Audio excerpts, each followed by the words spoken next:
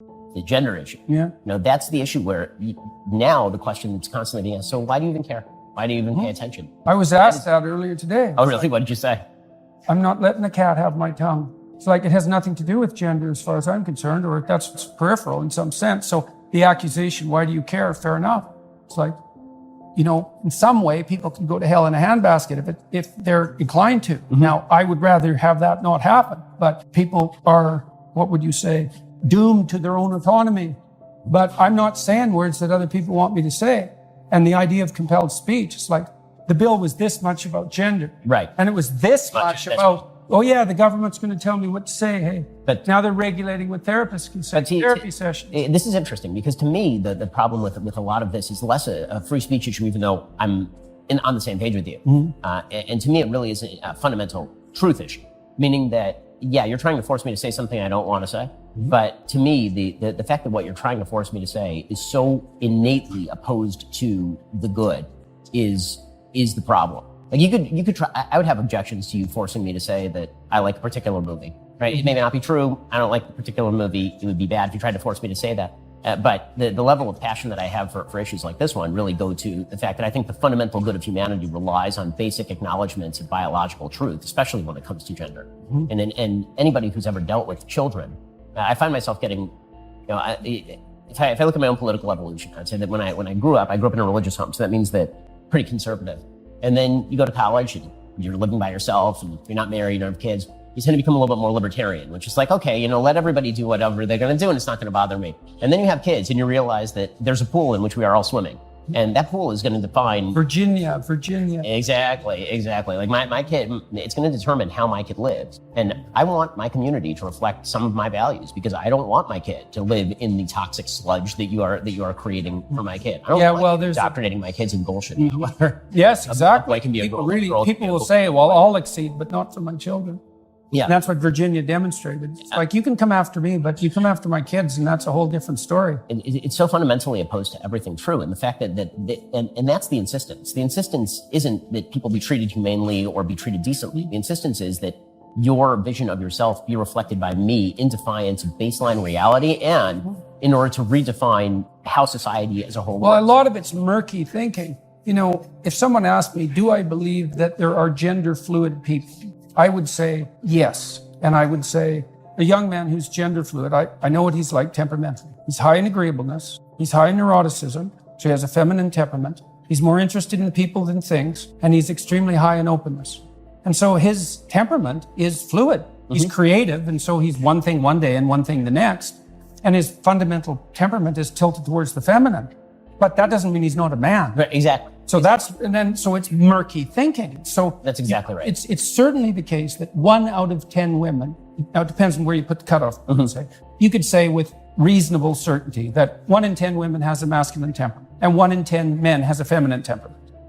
And so that's a lot of people. And those people, especially if they're also creative, well, they're kind of at a loss in relationship to what to do with their identity because they're pulled. First of all, they have a hard time catalyzing their identity. Creative people have a hard time catalyzing it. It's like the definition of creativity. They're protean. And so there have been people who play at the edges of gender identity forever. And fair enough. And sometimes that's even admirable if it's done in a sophisticated way. And it's charismatic. So you see it in Mick Jagger, you see it in David Bowie, and you see it in people like Madonna as well, because Madonna had a hard edge, that was very masculine. And all the Marvel superhero women have a hard masculine edge. And so we find that charismatic because those people are also integrative. But the notion that there's such a thing as gender, that's not right. There's variability in personality and temperament. And the idea that there's no such thing as biological sex, that's just insane. It's insanity. They've abstracted gender from sex and then read gender back into sex. It's more important than sex. Well, and then why insist upon the biological modifications? Right. If there's no such thing as sex, it's like, well, then just act out your role. Right. Leave your body alone because it's irrelevant anyways.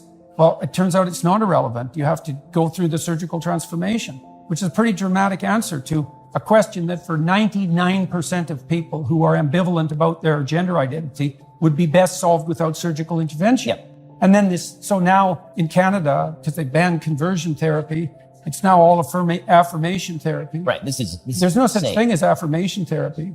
Right. It's insane. I mean, the semantic game that was used in order to say, well, conversion therapy, which was at one time using electric shock to treat homosexuals. Yeah.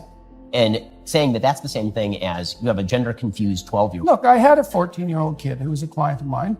And, he was in the mid stages of puberty. He was a pretty creative kid, agreeable kid as well, right? And that's important. So he had a bit of a feminine temperament. That also meant he could be pushed around fairly easily. Well, there was an aggressively gay guy in his school. Was hitting on him and trying to convince him that he was gay. Well, he didn't know. So he wanted to talk to me about it. It's like, well, I was going to tell him. What the hell do I know about this kid? Exactly. And I wanted to hear what his problems were and how it might be sorted out, what he wanted. And like, that's what you do in therapy, is you help people sort out their problems. Now, this idea is you come to me with an axiomatic claim, whatever it is about your identity, and my job is to rubber stamp it. It's like, I'm not a therapist then. So this is not only insane, this insistence. Like, I like to think of truth, untruth, and anti-truth, right? And the notion that therapists affirm is an anti-truth. Because, look, let's say you come to me and you say, you have a proposition about yourself, and I say, no, I'm your therapist. No, that's wrong. It's like, that's not good therapy.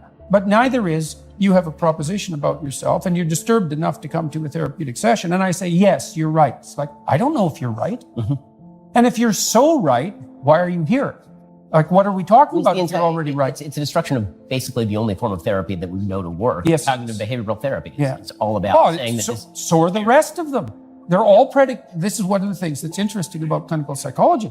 Every single school of psychotherapy is predicated on the idea that free expression of thought or the free transmutation of behavior is curative.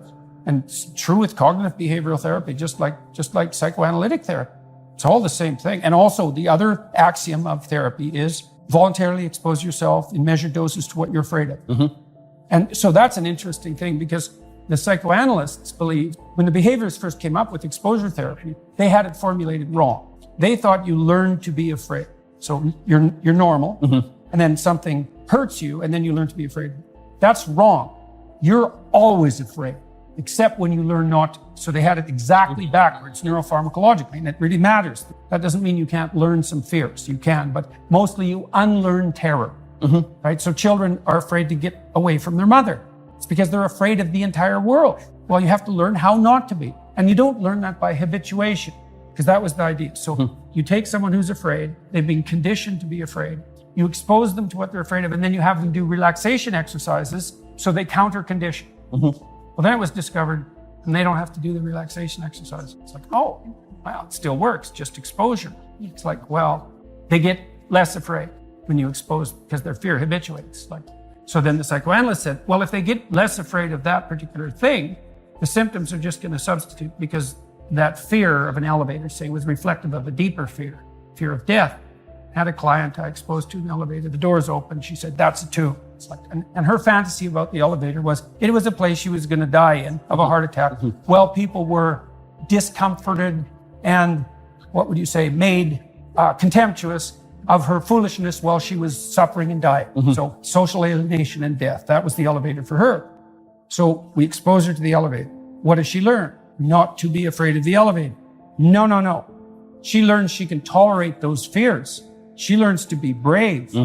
And so the psychoanalysts were they were diametrically wrong, because if you expose someone to anything they're afraid of, effectively, they get less afraid of everything, right? And so that's partly why psychotherapy is curative in that matter, is that people discover that they're bigger than their fears. They don't discover that the fears are trivial. I think that the cult of authenticity is going to be the destruction of all psychotherapy. And then, because if the cult of authenticity is that your true authentic feelings are what makes you you, then the attempt to make you brave in spite of your fears is a suppression of your fears. It's almost like a Freudian analysis of you're suppressing your sexual desire, and this is not full authenticity. Yeah, right. Why isn't the fear you? Right, exactly. The authentic you. Exactly. And I think that's kind of where we're going. It seems like so this movement towards unity that we were talking about, this is a place I think where like informed liberals and conservatives could meet. It's like, well, there is this authenticity, let's say, and drive for adventure. And you see that elevated to the highest place in some sense in the more careless Disney movies.